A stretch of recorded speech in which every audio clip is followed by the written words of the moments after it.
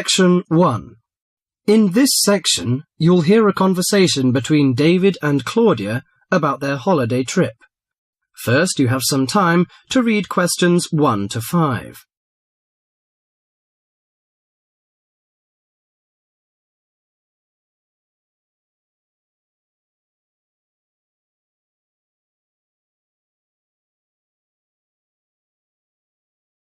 Now listen to the conversation and answer questions 1 to 5. Well, Claudia, our first semester at university is almost over. I can't wait for the holidays. Oh, me too. Why don't we go somewhere far away and forget about lectures and essays and all that hard work? Sounds good to me. How about if we go to the coast? It would be great to do some swimming and surfing. The coast would be good, but let's look at our other options. There are the mountains. They're nice and cool at this time of year. There's also the desert, which I really enjoyed last year. What about going to Sydney? I've never been there, and they say it's a great city to visit. Well, I agree. Sydney would be good, but there are too many tourists there at this time of year, and I'd rather get away from buildings and cars. I vote for the mountains. All right, then, let's do that. Now, we have to decide where we're going to stay and how we're going to get there. Any suggestions? Well, for places to stay, there are the usual places, motels, hotels, and youth hostels. We can go camping too. I'm afraid I'm not a very good camper. I tend to feel a bit frightened sleeping outdoors. All right, we'll forget about camping. So, what do you prefer? Well, since neither of us has a lot of money, I don't think a hotel or motel would be possible. How about a youth hostel? Oh, I'd rather not go to a youth hostel. They're cramped and noisy, and the person in the bed next to you might be a snorer. No, I think we should find a small holiday house to rent, and if we get a few more friends to join us, it will be really cheap. Okay. You know, it's the first time for me to travel to the mountains. What do you suggest to take? Mosquito net, I guess. Mosquito net is useful, but I don't want to add more weight to our luggage. So the insect repellent can do, I think. Besides, aspirins are necessary and some cold cure, in case we feel sick or something like this. Do you think we need binoculars and a camera? Well, it would be a good idea to take binoculars. As to a camera, I'm not very for it. I'd rather record the scenes in my mind. You're right. What about the money? How much do you think is enough, and how we should take it? I've learned from a friend about the cost. He told me that they spent about $480 for 1 week's tour, so I think $500 would be enough. We may need over $300 for the house. Have you got any traveller's checks? No, I haven't, but I've got a credit card and a saving card. Then take the credit cards with us. It would be more convenient to pay the house fees with a credit card.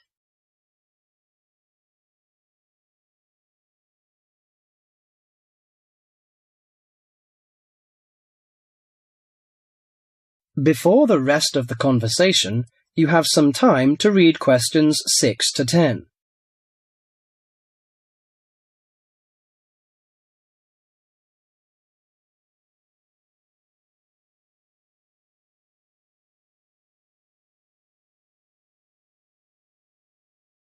Now listen carefully to the rest of the conversation and answer questions 6 to 10. Oh, I nearly forgot the date. How long will we have before we have to be back here on campus? Under a week, I think. We'll leave on the 14th of April and come back on the 21st, because you know we'll start to study on the 22nd. Do you know the definite locations of some holiday houses? I suppose it would be nice if we book in advance. Yes. Look at this brochure here. It says that there are several holiday houses near the mountains. I prefer the one near the woods. It's situated right across the road from the Rainforest Park. That sounds good. We can easily go to the Rainforest Park then. Do you know what else we can do there besides visiting the park? I know that many people go there for bushwalking, but you need a good pair of walking boots, of course. Are there any dangers in the bushes? I'm a little frightened. In fact, there's no need to be nervous of the bushes, provided that you treat it with respect and common sense. Most of the animals and wildlife are gentle and harmless. There are venomous snakes to be aware of, but really they're much more frightened of you than you are of them. The other thing is that certain plants can cause irritation if you touch them with bare skin. I see. Well, I can't wait for the coming holiday. That is the end of section 1.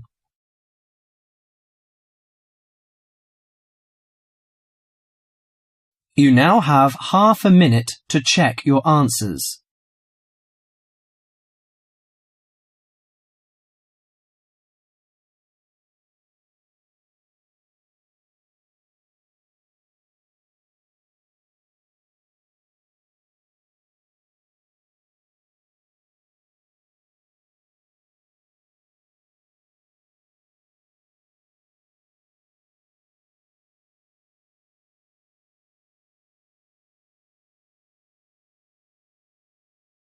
Section 2. In this section, you'll hear a programme on the city of Brisbane. First, you have some time to read questions 11 to 20.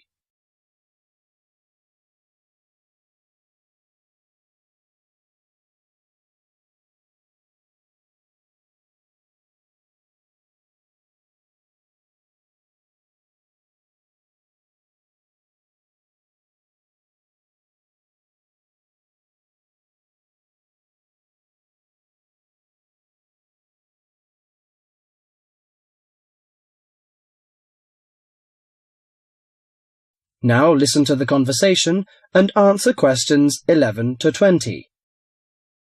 Today in our Around the World programme, Mr. White is going to recommend a charming city to you, Brisbane. Good morning, ladies and gentlemen. Have you ever been to Brisbane?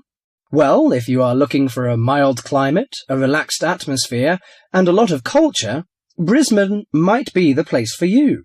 Its sunny cafes and offshore islands attract surfers and sun lovers, but it is also the arts capital of Queensland, with many museums and art galleries. This thriving artistic setting mixes well with Brisbane's beach town atmosphere. Together, these two qualities make Brisbane a very desirable place to live. No wonder since 1980 over 500,000 Australians have moved here. Brisbane is now Australia's third largest city. English settlers living in Australia established Brisbane in 1842.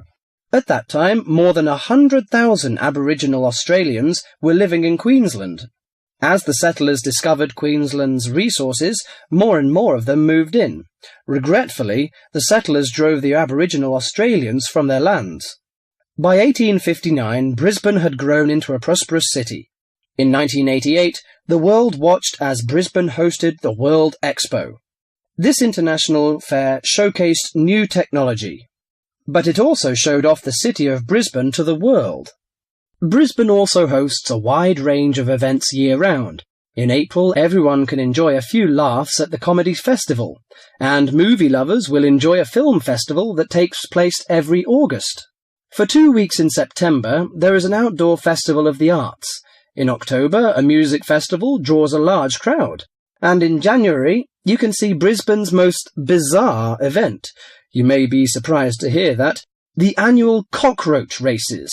That's right, people really do train and race cockroaches.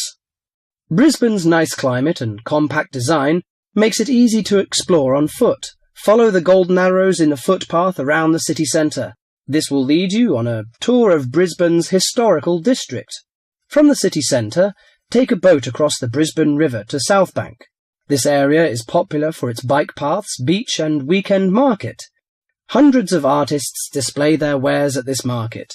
It's a great place to pick up some interesting handicrafts. Well, I think what you must be interested in is the unique native animals. Yes, you shouldn't visit Australia without seeing its trademark animals, the koala and kangaroo. The Lone Pine Koala Sanctuary has both. It is located just outside the city centre in beautiful parkland. You can hold one of the park's 130 koalas or feed the kangaroos. Another quiet refuge from the city is Mount Coot-tha, about 8 kilometres from Brisbane. On a clear day, it offers spectacular views of the city. It also has hiking trails and beautiful gardens. Along the Brisbane River, a sunset cruise is also very relaxing. The areas around Brisbane are impressive. A coastal drive south of Brisbane will take you along the Gold Coast. This famous coastline boasts some of Australia's best beaches. Stradbroke Island is another easy day trip from Brisbane. A cliff on the island called Point Lookout offers a great view. From there you can see dolphins swimming below. Brisbane Forest Park, to the north of Brisbane, is a great place for hiking and camping. These great getaways, along with Brisbane's own laid-back charm, make this city an ideal place to visit. That is the end of Section 2.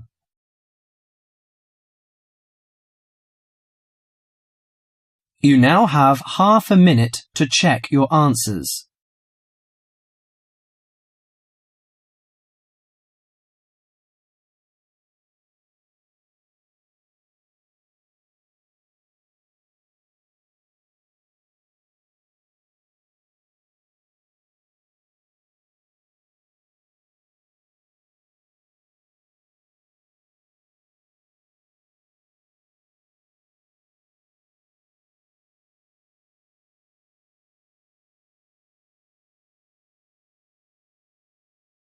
Section 3.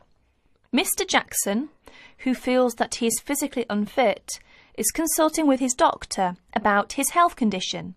Before you listen to their conversation, you have a chance to read questions 21 to 24.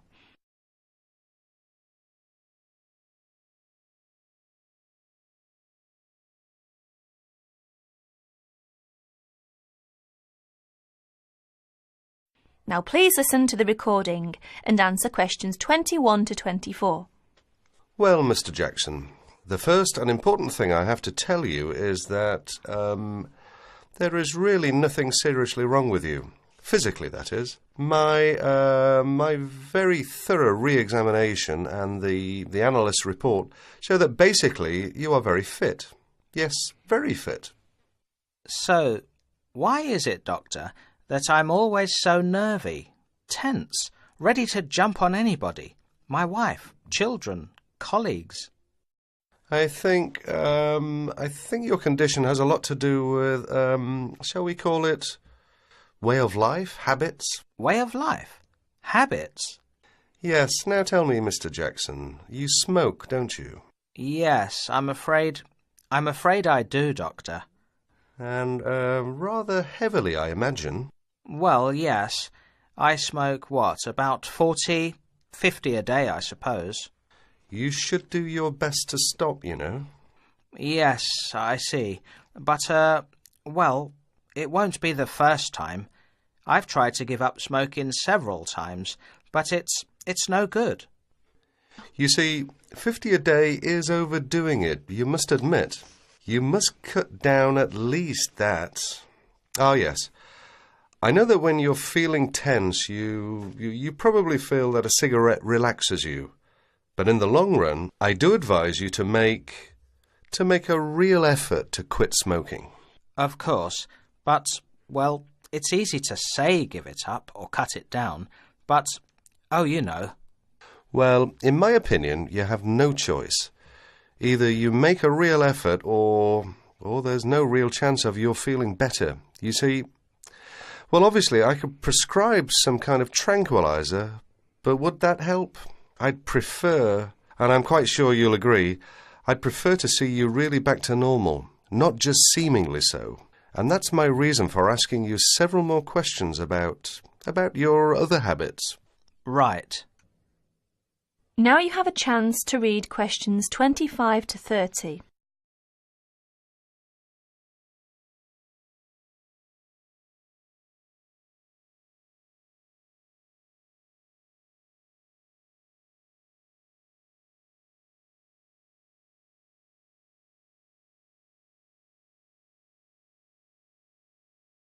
As you listen to more of their conversation, answer questions 25 to 30. Your eating habits, for example. What do you eat normally, during a normal day? Yes, well, I'm a good eater. Yes, I'd say I'm a good eater. Now let's see. Up at 8 in the morning, and my wife has a good breakfast ready. A good breakfast? The usual. A cereal followed by bacon and eggs with fried bread and perhaps a tomato or two. Then toast and marmalade, all washed down with a couple of cups of tea. Yes, I really enjoy my breakfast. Yes, I can see you do, but I'd advise you to eat rather less. We'll come to that later. Go on. Then lunch. No, first brunch. A cup of coffee and a bun at 11. Lunch has to be quick, because there's so much to do in the office about that time, so I have a pint and a sandwich in the pub. All very hurried. Try to be in less of a hurry. But I make up for it in the evening. I get home at about 7. Dinner's around about 8. Yes, my wife's an excellent cook. Excellent. It's usually some meat dish, and we like spaghetti as a first course. Spaghetti, a meat dish, cheese, sweet. But then, at the end of the day, shall we say, then I begin to feel on edge again. Most evenings after dinner we read or watch TV, but I get this terrible feeling of tension. Well, I'm sorry to have to say this because you obviously enjoy your food, but I really do recommend that you eat less, and secondly, that you eat more healthily. Instead of having that enormous breakfast, for example, try to be content with fruit juice and some cereal. I see, but 11 says right. Well, that's all right, but lunch should be more leisurely. Remember, your health is at stake, not your job. As for dinner, I'd advise you to eat a soup, perhaps, with a salad. A salad followed by some fruit. But my wife's cooking Is superb, granted. And she probably enjoys preparing delicious meals for you. If you like, I'll have a word with your wife. No, that won't be necessary. Thanks just the same, Doctor, but no. That is the end of section 3. You now have 30 seconds to check your answers.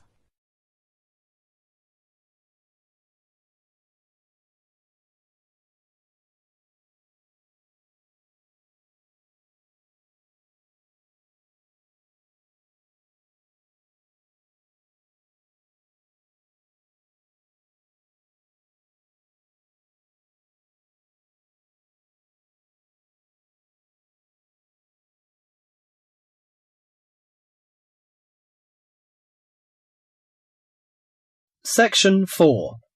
In this section, you'll hear an introduction on the adventure class. First, you have some time to read questions 31 to 40.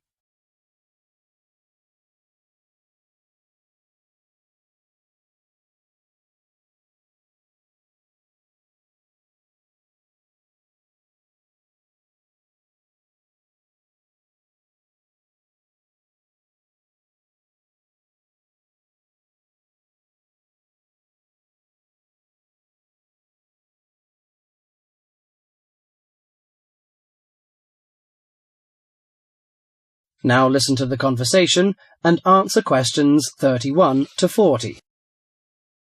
Welcome to Adventure Class. I'm the coordinator of the class. During the course of this morning, I hope to give you a clear idea of what we offer in our class. Before my lecture, listen to the comments on the class. Today we sailed into a group of whales. Class takes place in the middle of elephants, giraffes, and hippos. Yesterday's lecture was at the Great Barrier Reef. Do these comments sound like your typical classroom? Probably not. These accounts come from students studying in adventure classes. An adventure class is a unique type of program that combines textbook learning with real-life exploration. Students and teachers travel together for a program in discovery and exploration. The class is provided by the Australian University's International Program, aiming at promoting students' awareness of international communication and global environment. Here are 3 popular adventure classroom programs that are available to you, college students from the freshman to senior students. The first one is called Australia Short Program. The 3-week course begins with several days in Cairns. There we hold classes on coral protection, how the corals are formed, what are their functions, and what are the threats corals are facing. Students then spend the next 2 weeks on a study tour of Queensland. Known for its sunny beaches, rainforests, and remote outback, Queensland provides a rich learning environment. The highlight of the program is the tour to the Great Barrier Reef. Activities include hiking, birdwatching, and boating. By experiencing local culture up close, students explore the connection between local people and the environment. 6 semester credits are given by the Australian University's International Program, and the tuition fee is $1,950. African Safari Program is another popular class. Kenya's stunning wilderness becomes the classroom for students in the African Safari Program. The 5-week course is set on the beautiful 20-acre campus of Australia International University in Nairobi. University professors combine classroom instruction with hands-on experience to teach wildlife management. In addition to classwork, students take trips to famous places such as Mount Kilimanjaro and Victoria Falls. Students also experience African culture through trips to local villages and Nairobi's city centre. But for most students, the safaris are the highlight of the course. The program includes 3 or 4 safaris. During each safari, participants camp outdoors for up to 6 days. One of the most popular destinations is the Masai Mara Game Reserve. An amazing collection of wildlife lives on the reserve. Students study elephants, zebras, giraffes, rhinos, and other exotic animals in their natural habitat. Those who take the course gain many wonderful memories and a greater appreciation for the Earth's natural resources. Students earn 8 college credits for the program. The cost of tuition is $4,950. The last on the list is Sea Education Association, SEA. The SEA program is a one-of-a-kind opportunity where students live and learn aboard a tall ship.